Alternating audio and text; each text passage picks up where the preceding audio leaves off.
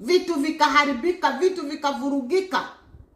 Alafu kilichofuatia, yule ambaye alikuwa anaongoza kwa kile kipindi, ambaye alikuwa ni mkuu wa lile kanisa aliyegombolewa, lakini alibakizwa pale pale, hakukuwa na neno lolote. Akitaka kusema neno, anasema mimi ndiye mkubwa, ndiye kiongozi mkubwa wa hapa, hakuna mwenyewe anaweza kupanga neno bila mimi. Anajigonga kwenye kifua, mpaka naona huyu anajaa kiburi cha shetani 100%. Lakini anakuambia yeye ni mtumishi wa Mungu. Na hawa nao wakasema, na sisi ni watumishi wa Mungu kama nyinyi. Na wao hawakumuuliza Mungu. Makanisa ya leo yanapigwa vita ni kwa sababu watu hawakeshi. Hawako tena kwenye mafiga. Watchmen, watch women wamelala usingizi. Wale wanaokesha kwenye mafiga wakililinda kanisa, wengi wamelala. Ndio